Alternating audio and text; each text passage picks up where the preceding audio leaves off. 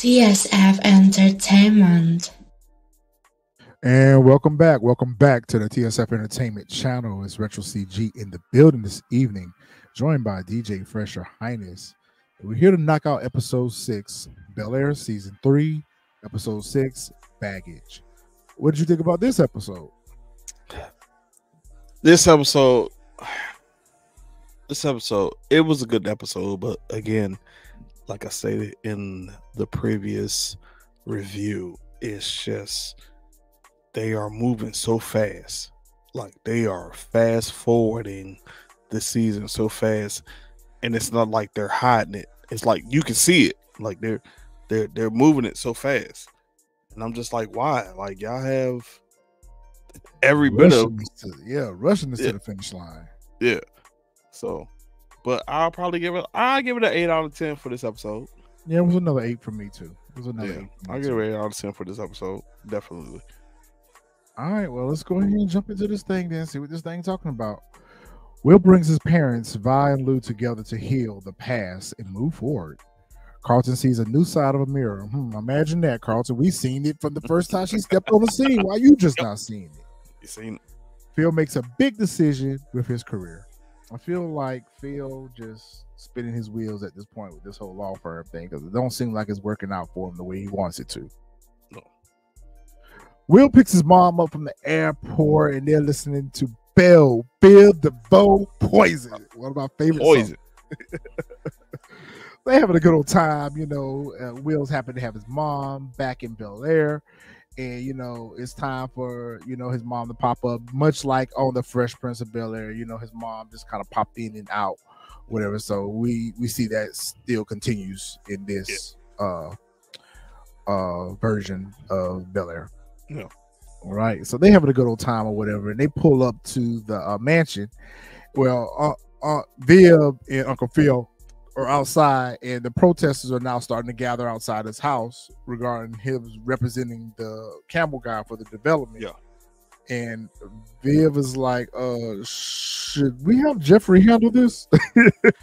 I'm just what I was trying to figure out was like, how do they, and I mean, I get it, because, that stuff is, I guess in California, it's different. That stuff, they're able to get the info, but it was just like, how y'all able to?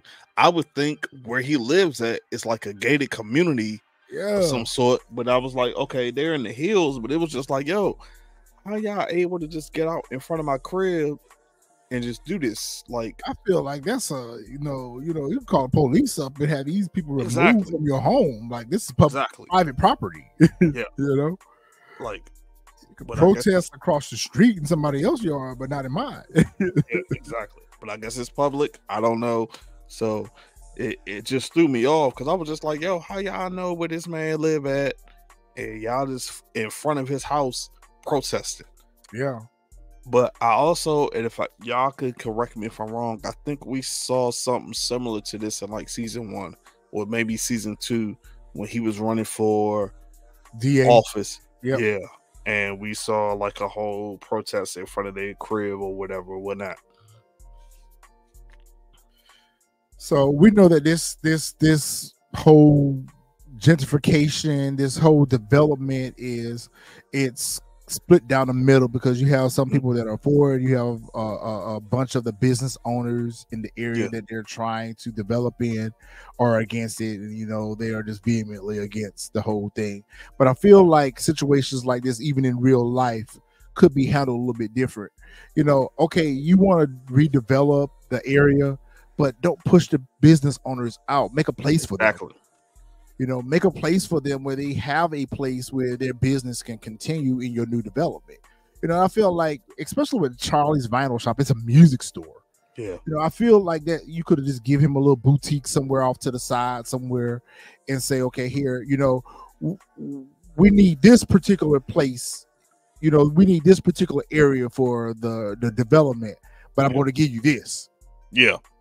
You know, I'm going to relocate your business. I'm not going to move. I'm not going to just shut you out of business and shut you down, but I'm just going to relocate you to another area within the development because this is prime real estate for me. So I'm going to give you what you're asking for this, but I'm also going to set you up in a new spot.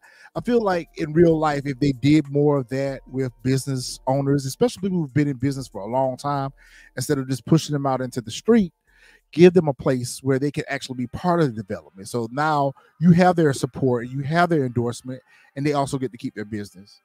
So we'll tell them all, well, welcome back to Bel Air. Stuff that go on here. I'm so sick of her, right? I'm so sick of her. I just having to look up and see your facial expression. Bro, I'm so tired of her. This bird, get this bird out of here, yo. I'm so tired of this picture. Yo, we've been telling y'all something ain't right with Shorty since day one. If anybody out here that was for Amira after this episode and the next episode, I want to see where y'all Amira fans are at now. No way.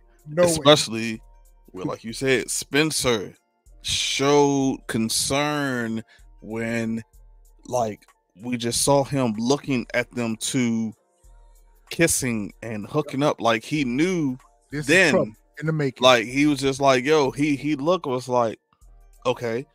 And we heard her backstory, and it was just like, yo, like, why is everybody so, oh yeah, Amira's this, Amira's gonna be great for Carlton. It was just like, yo, we heard a backstory. So yeah, once I saw this scene, even then I don't even know what he was FaceTiming her about. I don't even know. I don't care. Whatever they were talking about, I just don't care. I don't even remember to care. Like, I just, Carlton, for you to be so smart, you dumb. I get that you hadn't had a girl in your life since the whole Lisa situation. Yeah. You're going through some stuff. You met the girl at rehab or whatever. She showed you her true colors at rehab. Yep.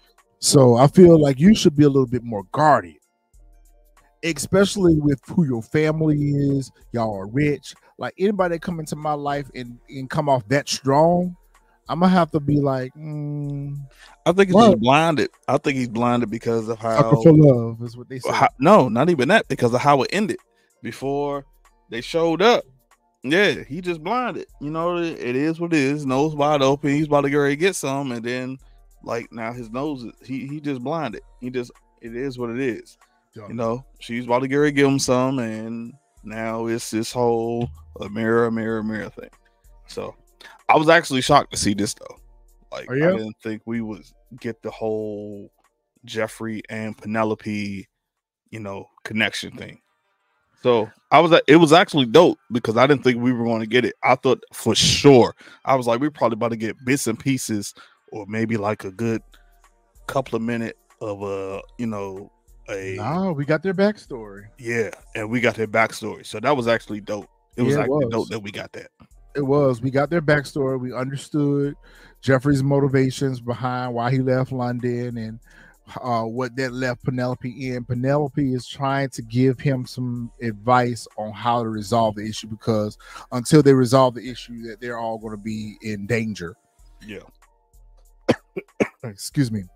And so she uses this opportunity to remind him that Ronan could possibly help them. And he's like, oh, Ronan's around? And she was like, yeah. She was like, maybe we need to set up a meet with Ronan, and maybe Ronan can make things, right back in London. And Jeffrey is kind of contemplating the idea. He hasn't fully agreed to it, but he's not necessarily opposed to it as well. Yeah. All right. So now we got a whole boutique line of tank tops, bucket hats, day bags, as Retro calls it, black asses. Black asses. And the moms come out and they got jerseys, they got everything, they're just modeling and they're just posting their new merchandise. I'm like, did y'all sell all the other merchandise y'all got before y'all got the new merchandise? I guess so. Yeah. So here, the only problem I had with this right here. Answer my question that I'm getting ready to have. You probably get ready to answer now, but go ahead. Oh, the only problem I had with it was we saw Will's mom. Yep. And we saw how it was just like, yo, she had this disgust. Yep. Of like, and I was just like Like she ain't sure about this. Like you gave up basketball for this. It was almost not. It wasn't even that she was sure. It was more like she was at disgust. Like, yo, like this is what you're doing. Almost like he can't better himself without basketball. And I get it. That's what Same thing with Lou. It's the same thing with Lou. Yeah, I get it. That's what he went out there for. He was supposed to go out there for basketball. He's supposed to go. No, out he didn't go out there for basketball. That's what he was trying to do back in Philly. Because remember, she had set up all the meetings for him back in Philly for him to get a scholarship to go to college to play basketball. Him coming out there was because of his actions, that got him into trouble. But at the same time, she had to understand that he was afforded more opportunities out there than he would have in Philly. Philly, that was his way out. Here, he has other options to explore besides basketball. So at the end of the day, she's not really processing this well. She's looking at like, what is my child turning into? Like, and then it also bothered me because it was like, yo, he's on live, and it was you like, got your nose turned. Yeah, you got your nose turned up. Yeah, it was just like, yo, you could have just like, I got my mom. It was just like, yo, you could have held that. This ain't right here. Also, like at first, I was on Phil's side. I was like, he's doing the right thing. Then as the discussion grew, I was like, yo, you're messing You're messing up with your money. You're messing with your money. Yep. And I felt Erica on this, and I literally said, when I watched this scene, I said, yo, this is going to come back to bite him. And as we know, as we will get into that this was not maybe the best decision. That was not the best decision. It was not the best decision. It was not. A poor decision, impulsive decision at best. Impulsive. Erica comes in and is like, listen, I got your email. And like, I want to remind you that if you do this, all your clients that we've given you come back to my firm. And he was like, yeah, I know. So, and she was like, let's separate what happened with us in business and like, let's get this money. And are you sure that you want to do this? Because you need this right now. You need this. And he was like, I got to do what's best for my wife. I got to do what's best for me. I'm like, okay, Phil, hope you know what you're doing, bro. And that's where I was just like, when he first said it, I was just like I said, I felt Phil. And then, like I said, when I watched it, I was just like, yo, you could have just said, you know what? I can still do business with your firm, but like me and you have any personal one-on-one interactions. We can't have that interaction. Assistance. Because it was just like she said, boundaries. He should have created professional boundaries. Yeah, it could have been professional because she literally said, like, yo, you're about to base your firm off of one client. Like, you have multiple clients, and now you about to throw your whole firm off of one client. And she warned him. She was like, do you not see all these protests outside your home and everywhere else? Like, this is bad business. This is getting a lot of bad said press. That, I said, it's about to come back to bite him. And I thought he was going to say, you know what?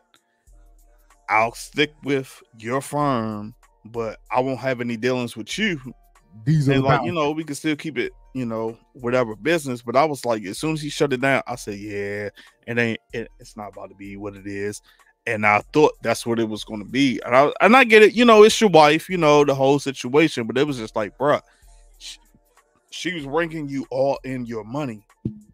Yep. Like, you could have still dealt with her and did, with the one client, what Jeffrey brought to you. But you just said, nah, we just about to go all in on this one client. And like she said, it was stupid. Yeah, you could have dealt with her from a distance. Yeah. There should have been a distance.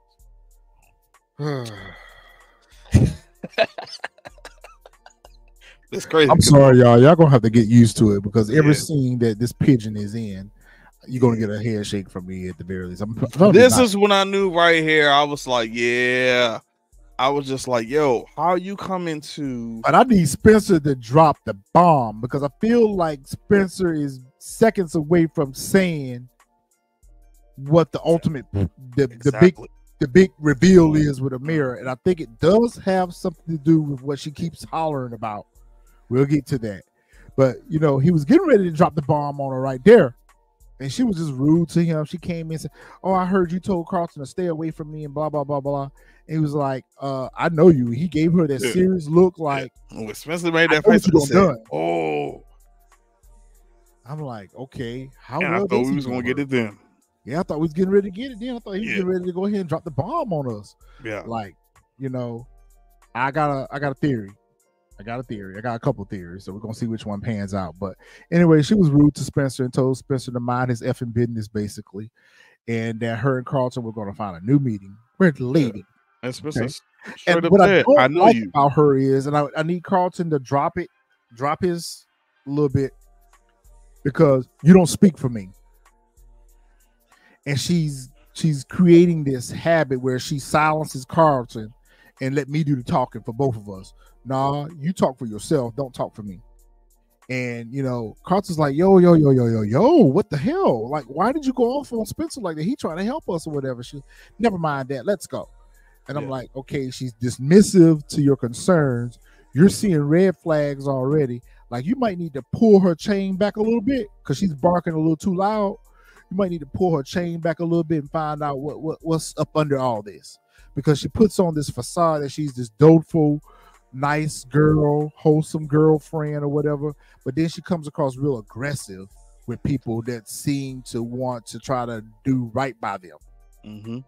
So that tells me right there she's toxic. But even then, I would have thought that he would have heard when Spencer said, I do know you. Yep. Like, I thought that would have registered in Carlton's brain, like, ask some questions. Hold on, because you already know this is like what, her third time through rehab? Third or fourth time in rehab. So it should have clicked like, oh, you know what? Spencer knows her. Let me take heed to what he's saying. Even if he didn't confront her about it, because to me, that would have prompted me some questions. I would have asked her, well, what is it that he knows about you, Amir? Not even that. I would have been like, yo, why you so mad? I would have spun the block and went back to Spencer and be like, yo, Spencer, what's up with my girl? It was just like, yo, why you so mad? And she just flicked off, and he just like, yo, what's going on? And then, like, as soon as Spencer said, I do know you. I do know how you are, Amir. I would have been like, a little bit too. And she toned down a little bit too. Yeah. Like, so you hiding something. What you hiding? Yeah, like, yo, what's going on? What's the deal? Hiding something. But and I still feel like said, Carlton knows it's so wide open. This sucker for love. Ashley's sitting up in here and she writing her music out or whatever. And Hillary comes in. No, this little boy is up there in the room with her.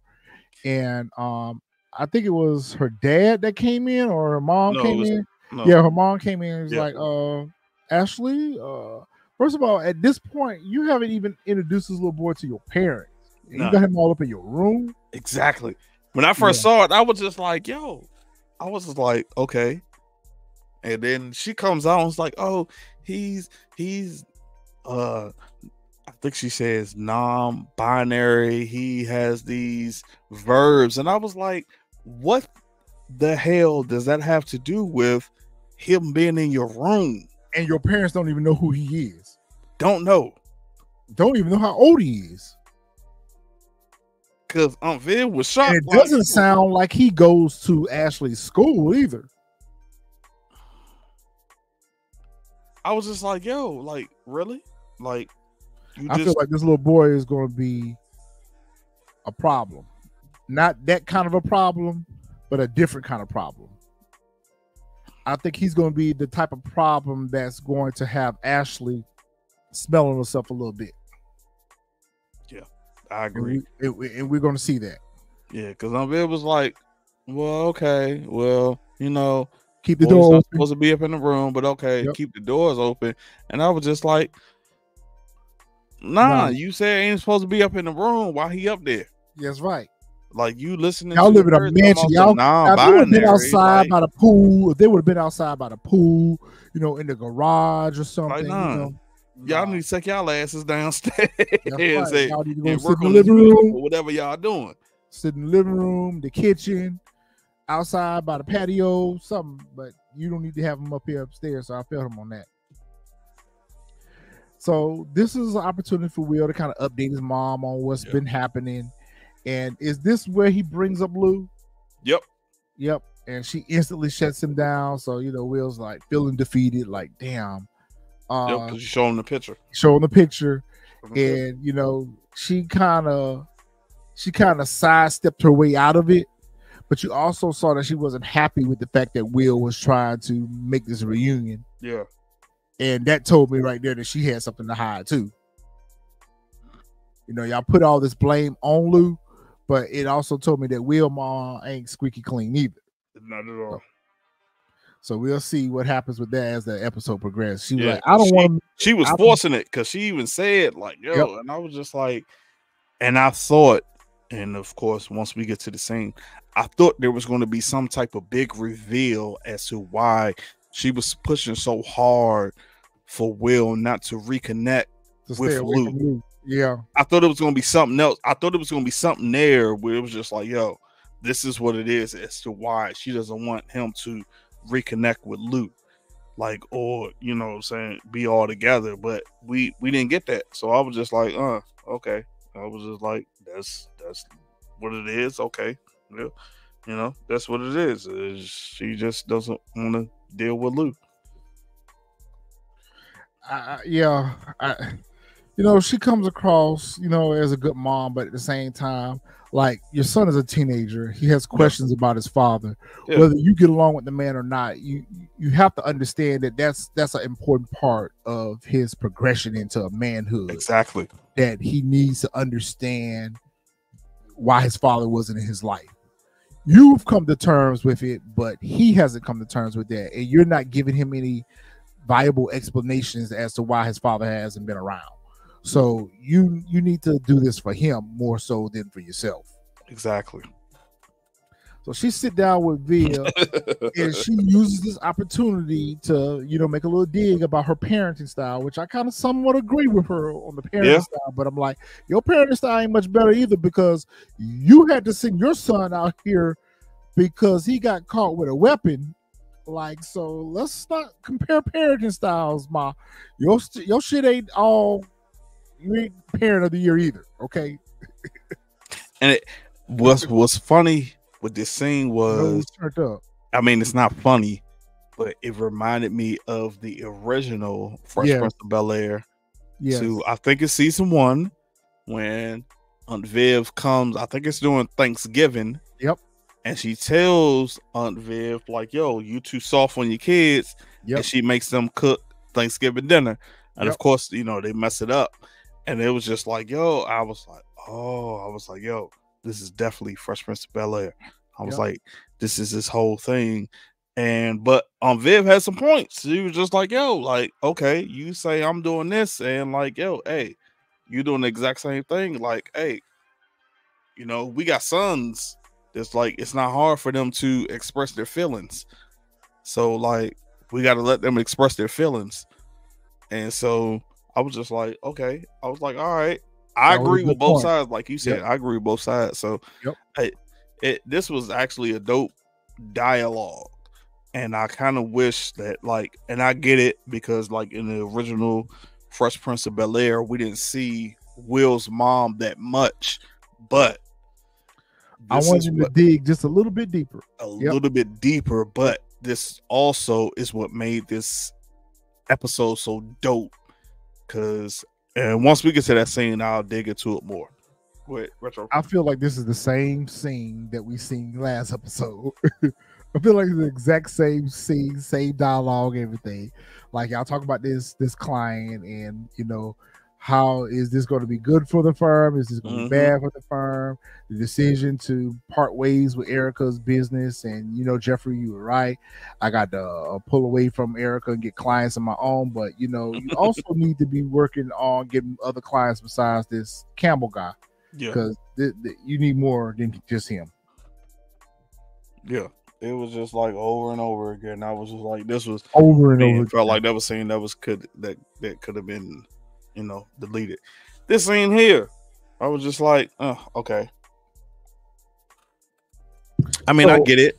You I know, get it too, but I don't get it. Like, Ashley, this ain't none of your business. Your sister's love life and who she chooses to be with and who she chooses not to be with, that ain't got nothing to do with you. Like, mind your business. and that's what I didn't Like, you call understand. yourself And being upset with her because she didn't. Did you not see what just happened to LaMarcus? Like, it's not the time or the place to deal with that. And mhm. you don't wrote a whole song about Hillary, really? And then as soon that was the problem I had with this scene, because it was just like you was mad at Hillary, and then as soon as Hillary said, "Yo, I want you to be my maid of honor," then you just switched. You just hit a 180. Really? Right. And I was just Right. like, "Yo, you don't even like bruh." So it was just like There ain't gonna be no way. I'm like, "Yo, you could have kept that same energy. Like, you don't like bruh, Yeah. so why immediately you just like, really? You want me to be the maid of honor?" It was just like, yo, you could have kept that same energy. It's like, nah, I don't want you. I don't want to be the maid of honor, because that's not who I want for you, or etc. Whatever. Or you could have said, hey, well, did you tell him about the kiss that you and Jazz had? No. Like, you didn't keep that same energy. It was just like immediately you just hit a 180. Just like, oh yeah. I was just like, but again, it's like they keep putting Ashley into these adult situations, and it's just like, yo, That's what I'm annoyed with. You yeah, putting that's a that's 13-year-old exactly what in I'm these annoyed with. It was just adult like, yo, situations. she's still a kid. Yeah, she's I don't a even kid. know. I'm guessing she's a teenager. I'm guessing she's what, 13. It's just She like, turned 13 since we've been watching the show. She's turned. Remember, they had her birthday party on the yacht, so I think she's 13 now. Even still, you're right. They're putting her in these adult situations that it doesn't fit for her. yeah, Now, if Ashley's character was a little bit older, then I could see that. But this right here is just unfitting. Viv trying to have a moment of peace. She's trying to do a a meditation. moment of do her peace. yoga. Yo, I'm not even gonna lie. I felt unfit on this one. I was like, damn, I can't hide nowhere from these damn kids. But we forgot to bring up when Carlton was on the FaceTime with Amira. Amira was just, or was it when they was at the meeting? Amira was just having this meltdown about how people don't, how everybody's against their relationship. I'm like, who is against y'all relationship? All Aunt Viv told was that both of y'all need to focus on y'all sobriety and less on this relationship. And then, of course, she's talking about, oh, your parents hate me and this and that. So Carlton bum rushes his mom and pretty much has already invited Amira to dinner. But now he's telling his mom that, oh, yeah, Amira's coming to dinner tonight. And I really, really, really wish you guys make an effort to try to get to know her. And, you know, Aunt Viv kind of gave in, but she kind of was like, I don't really want to be bothered with this little girl. I got too much other shit going on right now. But, you know, if this makes you happy, Carlton, fine, bring her over.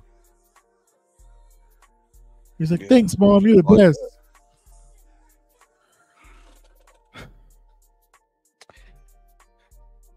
I felt like this, in my opinion, I felt like this was a slap in the face. It was a slap in the face because you just got finished offering him a loan for the store to keep the taxes out of the courthouse or whatever. Now you go in on behalf of your client, you give him an offer and basically tell him, well, you had an opportunity and you didn't do so well with it. So here, take this offer. It's the best offer. It's the only offer you're going to get, blah, blah, blah, blah. And I'm like, well, damn, Uncle Phil, that was another way you could have finessed that. Going back to what I said earlier about, okay, how about this? Jazz, take this money. This would have been a better way for him to sell this. Jazz, take this money and reopen Charlie's Vinyl somewhere else. I get that brick and mortar, that particular location, that store has sentimental value in the family or whatever the case may be, but it was still an opportunity for you to save the business, but just relocate it somewhere else. And I feel like if he would have led with that, Jazz would have probably been a little bit more receptive about taking the offer. Like, get this money, and now you can go open the record store somewhere else. Yeah, it was just like, I didn't understand. Strong arm him. It was just like, yo, I don't think we've ever seen Phil at the record store, number one. First time ever. He comes in the record store all of a sudden out the clear blue sky after they had that whole conversation where, like, yo, I'll be an investor. And then, yeah, it was just like, yo, you know what? We're going to do it this way. And I'm just about to present you to, I represent, you know, my client, and this is what they're offering you. And it was just like, yo, yeah, I was with Jazz on this. I was just like, yo, you could have did this a whole better way. So yeah, I wasn't feeling that scene at all. And Will still begging his mom to meet with his dad, and like he's not gonna be satisfied until she does. And I think she finally gives in and says, "Okay, I'll meet with him, but it got to be in a public place. And if he started any of his mess, I'm out or whatever." yeah, as soon as she started yelling, I'm gone. Yep. So Will's like, "Yo, I can work with that." So he's all excited about getting his parents together or whatever. He's trying to figure out what to put on. Him and Carlton have a moment, and Carlton tries to give him some advice. I'm like, Carlton, you give good advice sometimes, but you need to look in the mirror and you need to boomerang some of that advice back to yourself, because what you try to tell Will was good for him, you really need to be trying to figure out about this toxic person that you got in your life right now that you are trying to force fit into your life, and she's not a good fit for it. So they have their little cousin / brother moment or whatever. Uncle Phil comes in and kind of like tells Will that he's kind of proud of Will for trying to put his family back together. He has respect for Will, trying to put his family back together. And Uncle Phil really doesn't run Lou's name down, but he always kind of let Will know to kind of be expect the unexpected with your dad. He's from a different generation. He see things a little bit differently. So, you got to be patient with him if you really want to make this work or whatever. But he was like, basically, I commend you for trying to put your family back together. These two are out to dinner, or they've Penelope they're out to dinner. A meeting for Ronan to come in. Yeah. And we was like, okay, who's this mysterious Ronan guy supposed to be? And it's Jeffrey. Hey, yo, I can't even lie. Yo, he killed even though he has small scenes, he killed this character, because it was like although we seen him on Fresh Prince and we seen how he's acted, like, yo, he made it seem like, yo, I'm a villain. Like, he killed the character. He killed the character. He did. And you could tell that the actor is up in age. He's up in age. They kept his scenes real short. They kept his dialogue real short or whatever. But it's, on Fresh Prince of Bel-Air, he was the comedic relief. Here, he's like that I will unalive you character. Yeah. I'm like, okay, I like this. Because I got the feel from, even though he was the one that was supposed to take care of Penelope and Frederick, Jeffrey's family in this show, like he was supposed to take care of the family. I got the feeling like, yo, he was the boss, and he told Jeffrey like, hey, you got to pay me back for what you did. I feel like he's now the new boss. Yeah. But he hasn't revealed that per se. He's still trying to act behind the facade that he's working for the new boss. Exactly. But I think in reality, he is the new boss. Yes. Yeah. I felt that way too. Yeah. I felt that way too. And he was like, you got a toll. You got to pay your toll. Yeah. Because he told him straight up, you got to pay for your sins. Yeah. You got to pay for your sins. Yeah. And he was like, the only way you going to pay is you got to come back to the organization. Yep. Or they're going to take out your son. They're going to take out Frederick. Yep. So that was the deal that was put on the table. Yeah. But shout out to Joseph Marcel. He played this role. Like, I got to give it to him. Like, he played this role to a point where it was just like, yo, you didn't see him as Jeffrey from Fresh Prince in this episode or even in this scene. Like, he played it to the point where it was just like, yo, you're like, yeah, I'm the boss. Like, yeah. like I'm the top boy. I'm the boss. Like, Wagon. Like, yeah. And this man has got to be every bit of in his 70s, if not maybe 80s. But shout out to Joseph Marcel, yes sir, the OG Jeffrey, aka Roman. Roman came in, he put his deal out on the table. Yeah, it was so dope.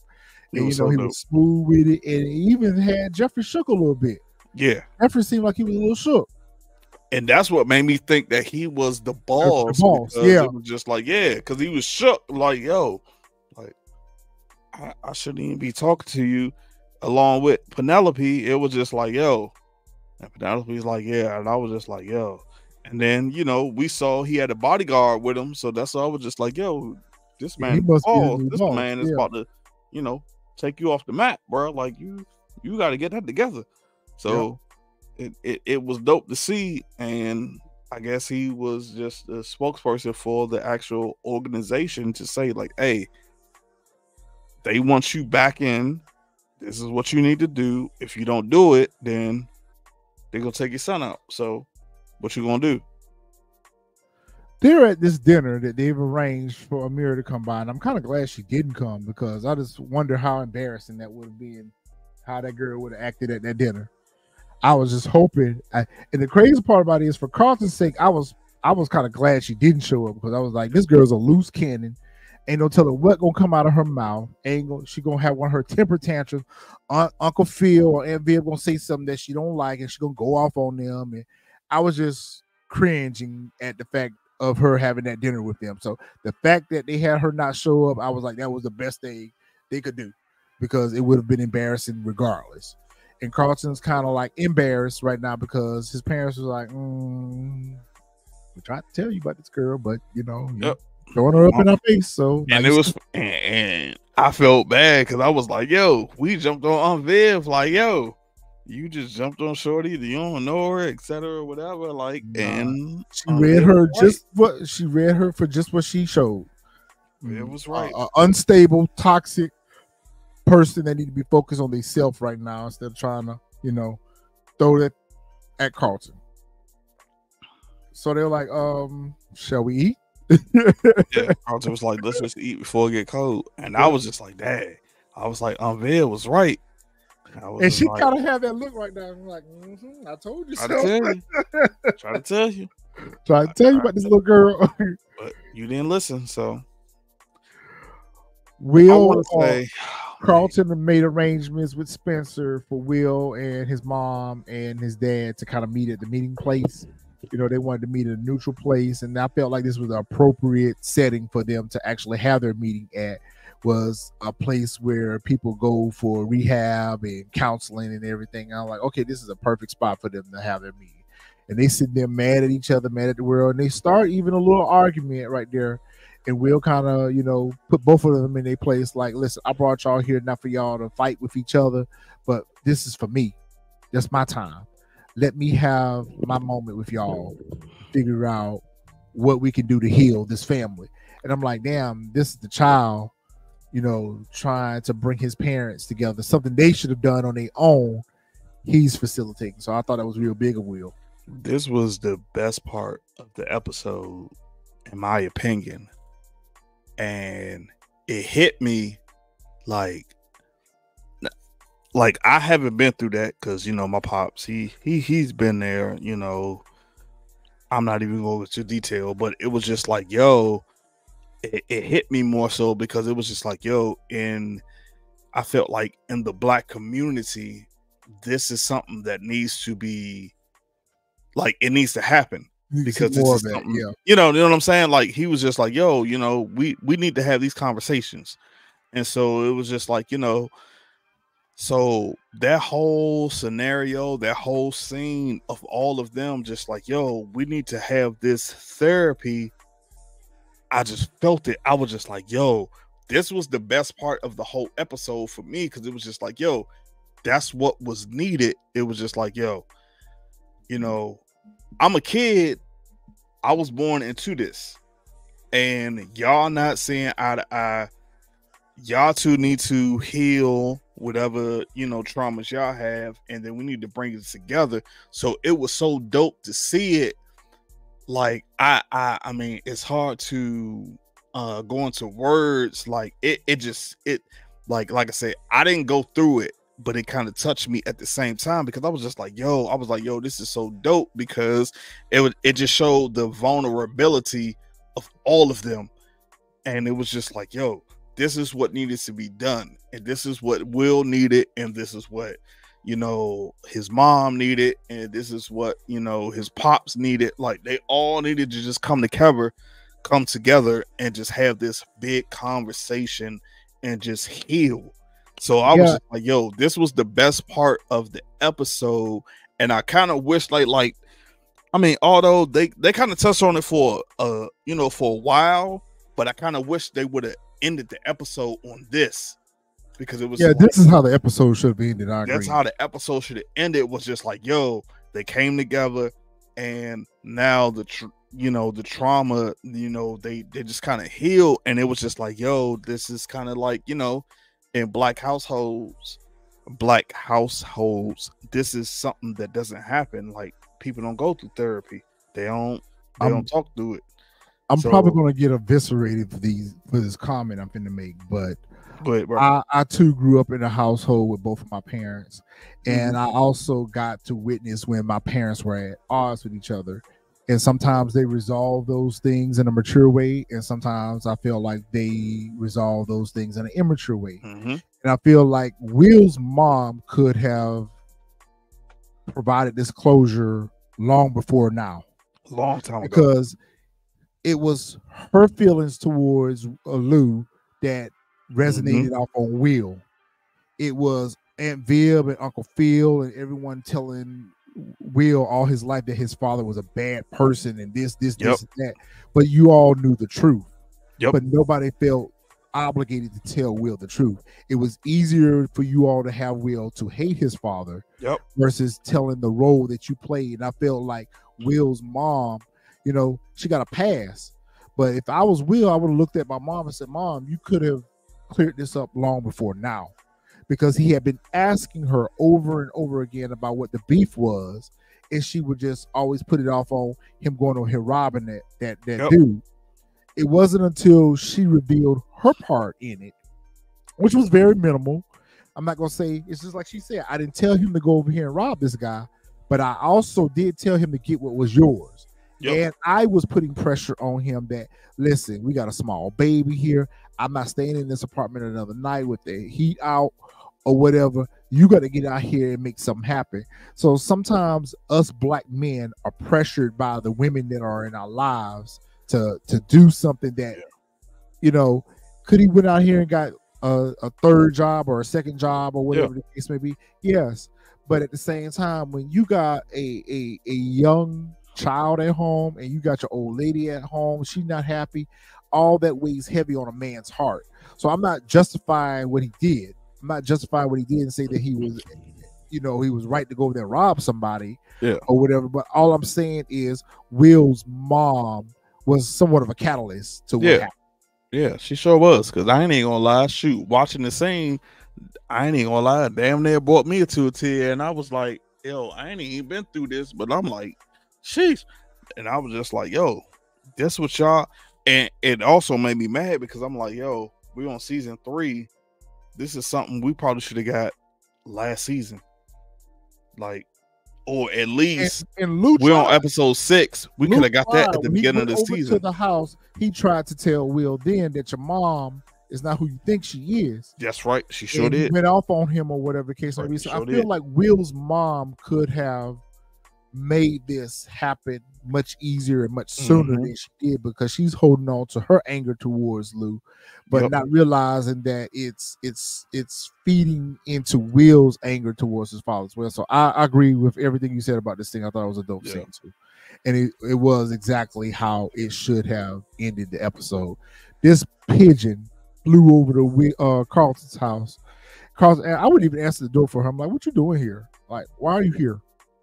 And then she come in with this super, super sad and slobbing story, slow singing, flower bringing story about today is my sister. I knew that shit was a lie. I ain't even gonna lie. And excuse my friend. I knew that shit was a lie. She lying. I was like, yo, she's lying. I was like, she's lying on her ass right now. I was like, I don't even want to hear that shit. I was like, yo, she looked like she was high right here. I said it. I said she's high. I was like, yo, she's lying. I was like, if she's not high, she's still lying. I was like, either way, she was lying. Whether she was lying because she was high or whatever, she was using that as a way to justify her having the fix. And I'm gonna go into episode 7 why I think she was high here. I won't say it now, but I'll just say in episode 7, I think there's reasons for me to believe that she was high when she came over here. But anyway, she come over here with this soul story about her sister passing away and today being the day of her anniversary. Well, wasn't it your idea to have the dinner? It wasn't Yep. Carlton's idea to have the dinner. It was your idea to Her have the dinner. idea. And Right. as soon as I heard her tell that excuse, immediately I went back to Spencer when he said, "I know you." Yep. And There you that's go. immediately when I said, I was like, yo, she full of shit. I was like, Either she full of shit, or maybe she is telling the truth about the sister, but not in the context in which she's telling it. I because think she and may I- have had something to do. I think her addiction may have had something to do with her sister being unalive or not. with because her I sister. could be wrong, and y'all could correct me in the comments. I don't ever remember her bringing up her sister at any point until now. until now. Like I said, y'all can correct me if I'm wrong, but I don't ever remember hearing anything about her sister up until this point. And so that's why I was just like, because I watched it and I was just like, I could be wrong, but I don't remember her ever hearing anything about her sister. She's At a no bit point in of time. a narcissist, a little bit. She's a little bit of a narcissist because everything is about her. Everything is centered around her, and now she's getting sympathy from Carlton, and not only Mhm. she getting sympathy from Carlton, but his mom and everything. So she's just inserting herself as Just like, oh my God, I didn't know. yes, trying to I was get just pity. like, And going right back to what Spencer said. Spencer said, "I know you, Amir." yep. So to me, this seemed like this is a common theme for her. That Yep. whenever things get too rough for her, she uses that as her scapegoat. Yep. So this is where Jeffrey is telling Uncle Phil that he may have to go back to London. Phil's like, you can't go back to London. Like, this is not safe for you. Like, I know that you try to do the best for your family, but what about you, Jeffrey? This ain't good for you. And Jeffrey was like, what choice do I have? And Phil was like, you always got choices. You got to Yep. find Always it. got choices. You got a choice. You got to find it. So I was really glad that Phil wasn't going to let him go. And, Yeah. like, I might not be able to do anything to help you, but I'm telling you right now, you're Jeffrey. You can make this go away. I was Yeah. like, yeah, bet that. He was like, there's always another way. There's So- always another way. Yep. I was kind of curious to see how he was going to do it. And when he said it, because I was just like, yeah, it's kind of it's no brainer what Jeffrey got to do. So it was just like, and at the same I still time, don't understand how that advice prompted him to do what he did. But I guess when he said there's another way, he got the wheels turning in Jeffrey's head that, okay, if I can't give them what they actually want, maybe I'll give them something else better. yeah, Something about this Yolanda chick.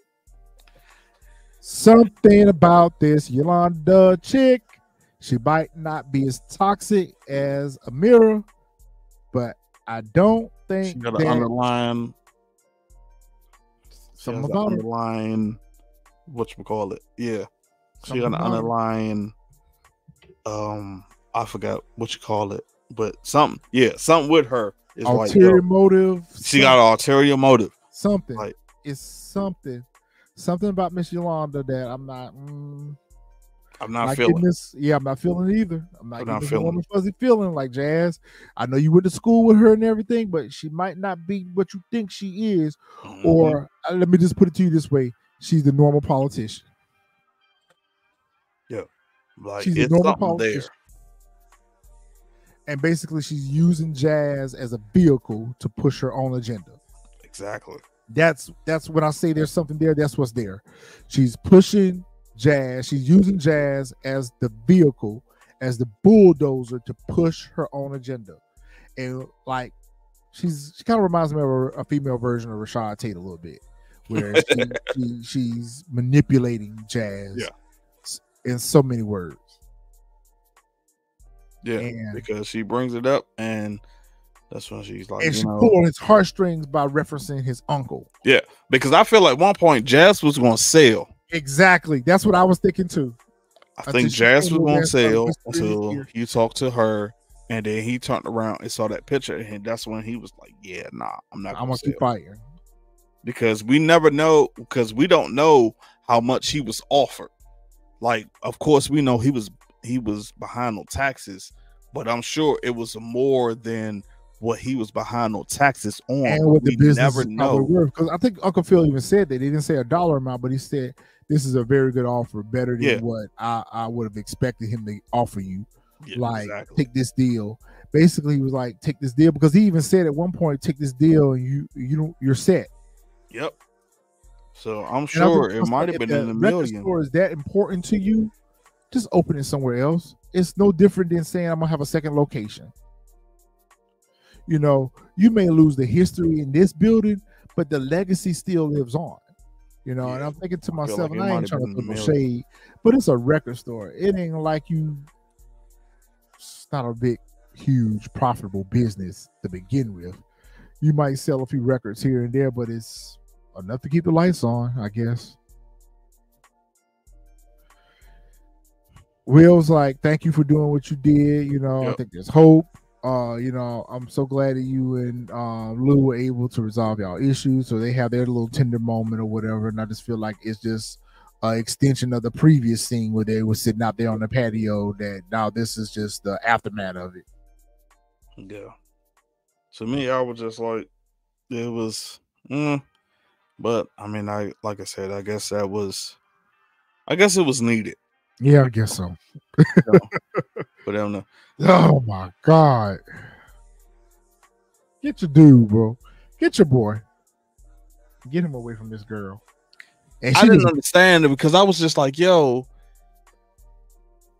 She working him over. Came and she's talking about, oh, it's the anniversary of my, my sister, etc., whatever. And now all of a sudden, y'all are out there at the pool. And I was just like, okay. If that sister is not with us anymore, if that's truly true, she got something to do with it. And I was just like, because when I saw that scene, I for sure thought like Viv was going to be somewhere in the background. Watching. Or telling Carlton like, like, yeah, it's time for her to go home. Yeah, like I was ready for Aunt Viv to kind of spin the block again with Carlton and be like, Carlton, you invested a little too much in this girl. Mm-hmm. She seems to have a lot going on right now. Maybe I'll need to give this relationship a little space. I felt like she needed to spin the block. I think that would have been important for Carlton's character to realize that what Amira is selling herself as may not be what is actually real. You know, and it may all be, I'm not gonna say a front or act, but it's self-serving. It's self-serving. Because I was just like, all of a sudden now, oh yeah, no, I got you, and et cetera. I'd have been like, nah, we need to talk about this whole situation, your sister, etc., whatever. Like, yo, what's going on? And why you didn't call or text, you just stood after you begged for this. Yeah, and now I gotta go eat crow with my parents. Yeah, and now you want to say, well, I will share my my whatchamacallit with you. I will share where I'm at all times with you. And I was just like, okay, like Kendrick said, master manipulator. I was like, all right, you got it. I was like, you manipulating again. And I was like, okay, like, yeah, that's it. It is what it is. Well, what is the end game? I don't know what the end game is. Maybe we'll find out. I'm very, very curious. Well, I seen Jeffrey pick up this butcher knife. I was like, hey, yo, I for sure. I was like, okay. Is he gonna go hurt Rhodey? I was like, yo, we about to get some John Wick scenes after this. I was like, I think picked up the knife. I was like, oh, we about to get some John Wick episodes. So, and Jeffrey, where did you get all this money from? And it's London money. All London money. And the entire time I'm like, yo, y'all been sitting there, and that was the crazy thing, because I'm like, yo, Jeffrey, you got all this bread, and like, I get it, you've been working for Phil, etc., whatever, but you had all this bread. I'm just like, but it's in London currency. So now you want to pull it out of the, it makes me feel like bag? You take this money from the organization. I mean, are you just giving it back? Like, you couldn't do that beforehand? Yes, not. And he gave Ronan this money. Ronan was like, what is this? This is not what I asked for. He's like, yeah, but this is the next best offer. This is my counter offer, is what he said. This is my counter offer. And Ronan was like, okay. He said, well, I'll take it back and see what happens. But then he kind of gave him reassurance towards the end. He was like, Jeffrey, take care of yourself. Yeah, this is it. Yeah. Yep.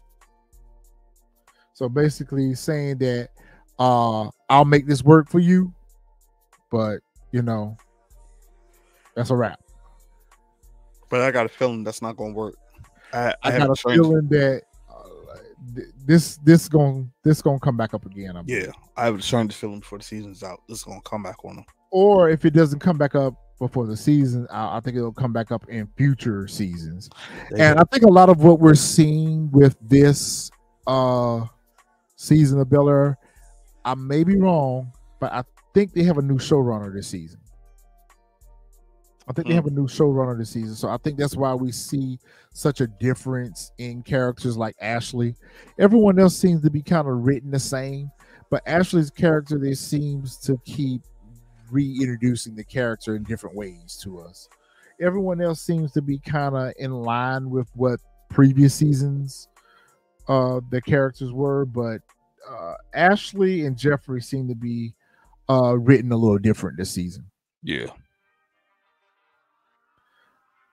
I don't even know what Phil. I don't even know what Phil thought, because the way he presented the offer to Jazz, like I said, could have been presented a different way, and Jazz would have took the deal. Way different. But Phil gets the envelope back from Jazz, and Jazz says, "I'm not done hustling." And I was like, you know what? I got respect for Jazz on that. I respected that. I laughed at it too. But at the same time, I feel like had Yolanda not planted that seed and watered it a little bit, he would have took the deal. Oh, he definitely would have took that deal. So I'm proud of the fact that he's not done hustling yet, but I feel like the hustle ain't for him anymore. Yeah, he would have took that deal for sure. So Will and his pops, they finally get to have them a little pickup game or whatever, and I'm like, okay, so are we going to see more of them now? Because I think in the original Fresh Prince of Bel-Air, they never had a relationship. They never were able to heal. Whatever. So I'm wondering how they're going to progress forward now. Is Lou going to be a part of Will's life? Is Will going to invite him around more? Like I'm wondering where the character is going to go, where they're going to go with this character now. That's the same thing I was thinking, because I was wondering. I was just like, okay, we see they bond because we spoke about it in the previous episodes where like there's no. Like everything is dark. There's like no highlight, and we get this, and I'm just like, okay, so is this about to be where Lou is about to be more involved in his life? We about to see Will get back more into basketball. We about to see him join Zenith back, etc. Does something happen to Lou, and this gives Will his closure? And it's just like, what's going on? So, I mean, I don't know. I'm hoping that we do, but it's just like it was almost like the ending of this episode was almost like it was the ending of the series.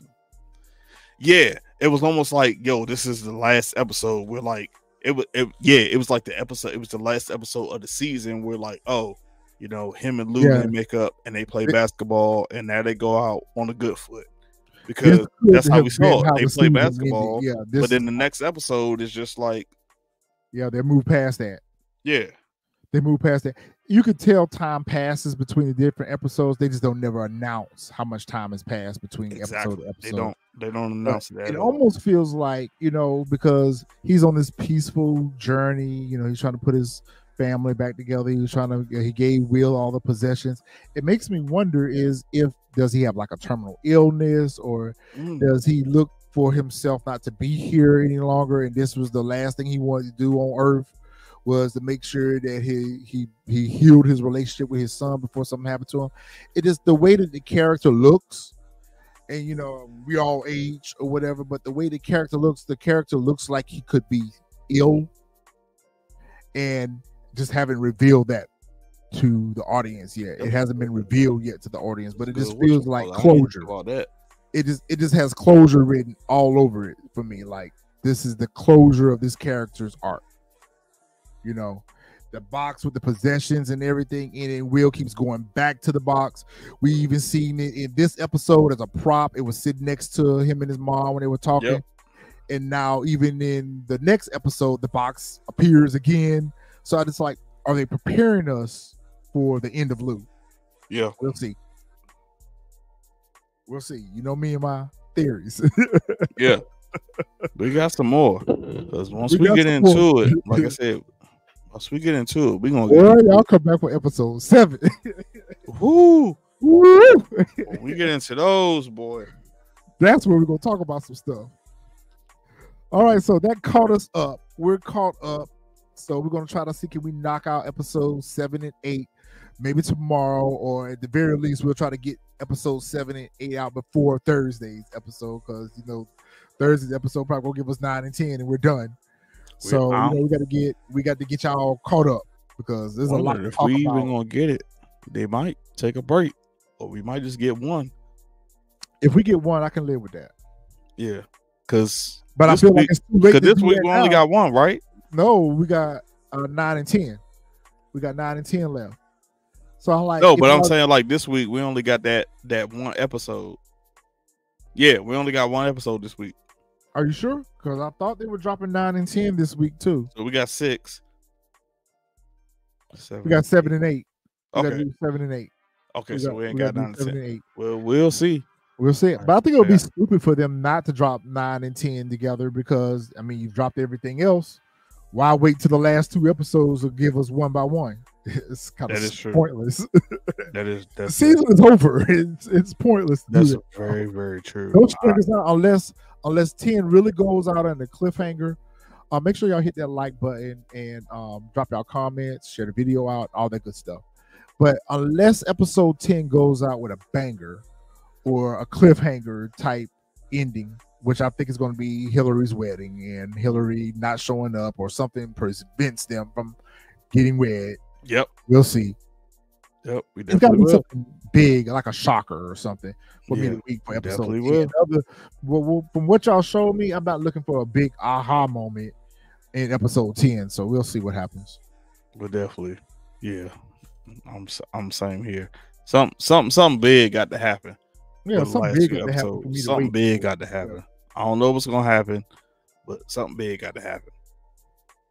All right, guys, and that catches us up. So we will be back for episodes 7 and 8. We got some things to talk about in 7 and 8, particularly 7. So if you haven't watched those episodes yet, go and watch it. Get ready for our review.